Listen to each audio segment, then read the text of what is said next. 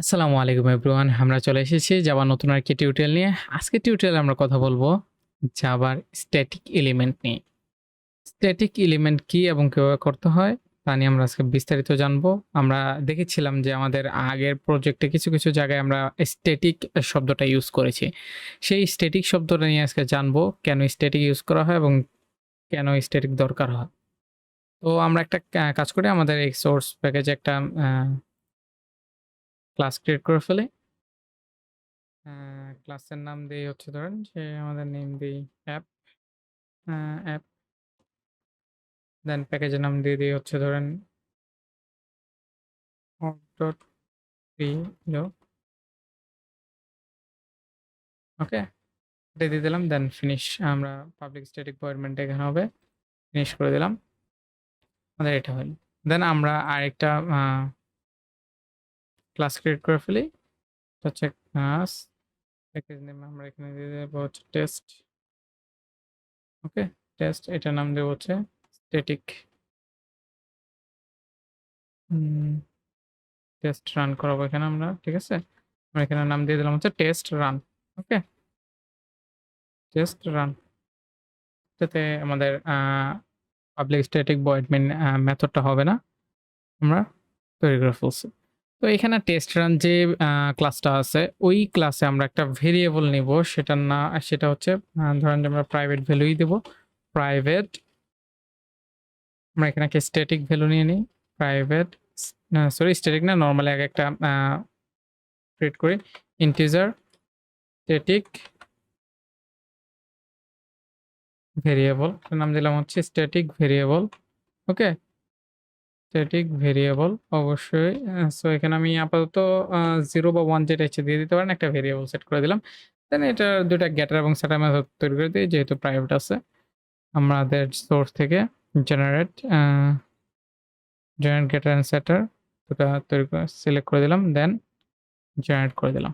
ওকে, গেটার এবং সেটার মেথড তৈরি হয়ে গেল। এখানে আমাদের আর কিছু করার নাই। আমাদের স্ট্যাটিক একটা ভেরিয়েবল দিয়ে দিলাম, private integer static variable. But not, এটা কিন্তু স্ট্যাটিক না। জাস্ট নরমালি আমরা যে ভেরিয়েবল ডিক্লেয়ার করি ওভাবেই করছি। এটা কিন্তু স্ট্যাটিক ভেরিয়েবল জাস্ট নাম। ওকে? সো এখানে যদি আমরা আসি, তো আমাদের কি করতে হয়? ওই ক্লাসের কোনো কিছুতে আমাদের করতে হয়, তাহলে অবশ্যই আমাকে কি করতে হবে? আমাদের টেস্ট রান চালাইতে হবে। টেস্ট রান এর একটা অবজেক্ট নিতে হবে। তো OB1, আমাদের object 1 equal to new test run. Okay? Test run আমাদের এখানে একটা অবজেক্ট ক্রিয়েট করতে হবে কার টেস্ট রানের। টেস্ট রানে আমরা অবজেক্ট ক্রিয়েট করে দিচ্ছি। এখানে কি বলতেছে? আমাদের এরর দিচ্ছে। ইম্পোর্ট করতে হবে। তো ক্রিয়েট ক্লাস এখানে আচ্ছা, হ্যাঁ, ক্রিয়েট করা হয়েছে, বাট হচ্ছে সে খুঁজে পাচ্ছে না। সেজন্য আমাদের কি করতে হবে? ইম্পোর্ট করতে হবে। কপি, আমরা হচ্ছে ইম্পোর্ট, আমাদের প্যাকেজটাকে ইম্পোর্ট করে নিই। আমাদের ইম্পোর্ট এটা ডট টেস্ট, ডট টেস্ট। ঠিক আছে? আমি ওই কাজটাকে অ্যাসাইন করে দিচ্ছি। এখানে কি বলতেছে? আমার অবজেক্টটা কাজ লাগছে কিনা ওটা দেখার বিষয় এখন। আমি কি করি? আমাদের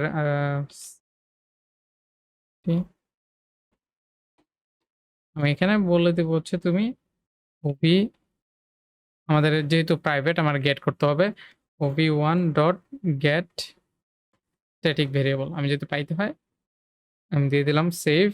রান করি, এখানে আমাদের কি আসে দেখি। Run S, sorry server run করাই দিছে, সরি ভুলে। রান এস জাভা অ্যাপ্লিকেশন আমরা যদি দেই, ডিভাইড করতে হবে।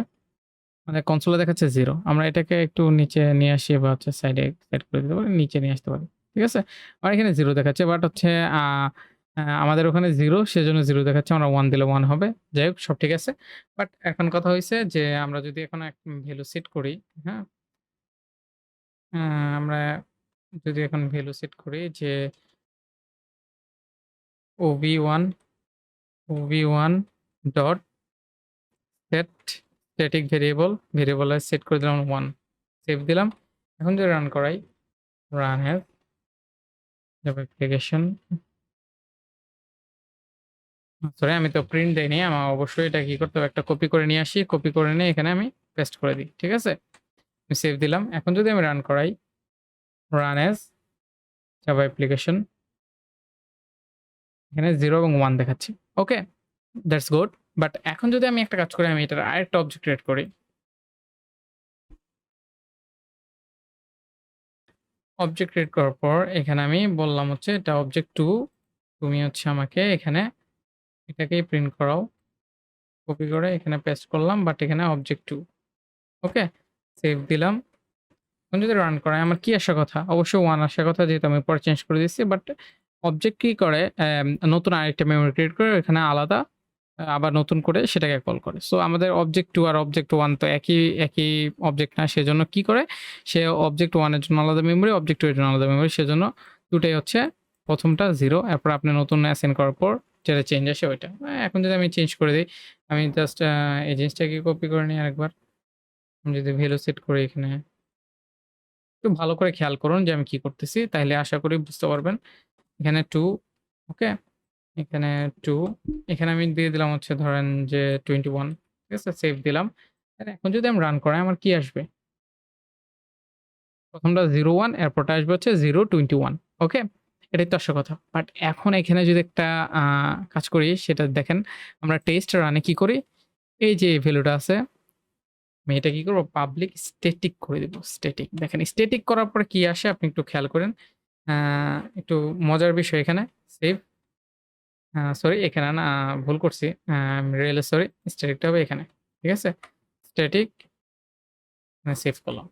সেভ করার পর আমরা যদি এখানে দেখি যে কি আসে রান করাই। Run S Java application. একটু ভালো করে দেখেন। 0 1 1 21 এখানে কি হয়েছে বুঝতে পারছেন? আপনি হচ্ছে ১ম যেটা দিছেন ওটা চেঞ্জ করছেন আপনি এখানে 1 পরেরটা কিন্তু 1 এ রয়ে গেছে। কিন্তু আপনি যখন অবজেক্ট ক্রিয়েট করছিলেন আপনার কিন্তু ১ম থেকে আসার কথা ছিল। কিন্তু এখন স্ট্যাটিক হওয়ার কারণে কি হয়? স্ট্যাটিকটা হচ্ছে তার নিজস্ব একটা ইন্ডিপেন্ডেন্ট মেমোরি থাকে। যে মেমোরিতে সে আলাদাভাবে তার ভেরিয়েবল নিয়ে রাখে। যখন স্ট্যাটিককে আপনি কল করবেন বারবার যখন চেঞ্জ করতে থাকবেন সে ধরে নেবে যে তার ওই মেমোরিতে চেঞ্জ হবে। তখন সে কি করবে? আপনি যে চেঞ্জেবল ভ্যালুটা দিয়েছেন যতগুলো অবজেক্টই ক্রিয়েট করেন না কেন সে ওই ওই চেঞ্জেবল ভ্যালুটাকে দিবে। ঠিক আছে? মানে আপনি চেঞ্জ করেন বা না আবার আগেরটাই ফিরে আসেন যাই করেন না কেন স্ট্যাটিক ওই তার একবারেই মেমোরিকে ইউজ করবে। যতই অবজেক্ট ক্রিয়েট করেন অবজেক্টের সাথে তার কোনো সম্পর্ক নেই। বাট অবজেক্ট হচ্ছে আলাদা, আলাদা মেমোরি ক্রিয়েট করে। স্ট্যাটিক কোনো ভেরিয়েবল হলে সে কি করবে? ওই স্ট্যাটিক ভেরিয়েবলের যে মেমোরিটা ইউজ হয় ওটাতেই চেঞ্জ করবে সব। অবজেক্ট যাই হোক। ঠিক আছে? ওখানে ১ টা অবজেক্ট হোক, ২ টা অবজেক্ট হোক, ৩ টা অবজেক্ট হোক, যাই হোক স্ট্যাটিক। আমার হচ্ছে স্ট্যাটিক ইউজ করলে এরকমভাবে করতে হবে। সো আরেকটা জিনিস আমরা যদি খেয়াল করি যে আমাদের এখানে অবজেক্ট অবজেক্টটা ইউজ করতে হইতেছে এই যে গেট স্ট্যাটিক ভেরিয়েবল এগুলোর জন্য। যদি আপনি এগুলোকে স্ট্যাটিক করে দেন না আপনার ওগুলো লাগবে না। তো আপনি স্ট্যাটিক করে দেন। স্ট্যাটিক এটাকে স্ট্যাটিক করে দেন। স্ট্যাটিক করে দেন। সেভ। এখানে একটা এরর দিচ্ছে। আমরা দেখি কি?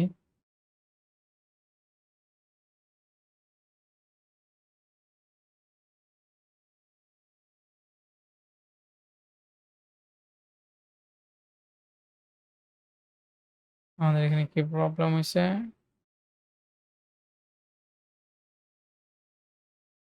যাই হোক স্ট্যাটিক আমাদের এখানে স্ট্যাটিক আমাদের যেটা ছিল ওটাই। যদি একটা জিনিস খেয়াল করেন এখানে আসার পর আমাকে ওয়ার্নিং দিচ্ছে। আমার ওয়ার্নিং দিচ্ছে কেন? আমার অবজেক্ট দরকার নাই এখানে। ঠিক আছে? এখানে অবজেক্ট দরকার নেই। শুধু টেস্ট রান বা হচ্ছে ওরকম টেস্ট রান এর অবজেক্ট গুলা দিলে হবে। টেস্ট রান দিতে হবে। কারণ হচ্ছে আমি টেস্ট রান ক্লাসকে এখানে ইউজ করতেছি। ঠিক আছে? আমাকে এখানে দরকার নাই আর অবজেক্ট ক্রিয়েট করার। আমার ডিরেক্ট যেহেতু স্ট্যাটিক করে দিছি অন্য আরেকটা ক্লাস ইউজ করতেছি সেজন্য। আর যদি ওই ক্লাস ইউজ করতাম আমার লাগতোই না। ঠিক আছে? টেস্ট রান স্ট্যাটিক ইউজ করার কারণ হচ্ছে আমার অবজেক্ট আর তৈরি করা লাগবে না এখানে। অবজেক্ট আর দেওয়াই লাগবে না। ঠিক আছে? আমাদের অবজেক্ট গুলার কোনো দরকারই নেই। এই যে এটার কোনো দরকারই নেই। এখানে এটারও কোনো দরকার নাই। ঠিক আছে? না দিলেও কোনো সমস্যা নাই। ঠিক আছে? তো যদিও দরকার নেই, হ্যাঁ? তো আমরা এখন সেভ দিলাম। সেভ দিয়ে যদি রান দেই, এখানে একটু খেয়াল করেন।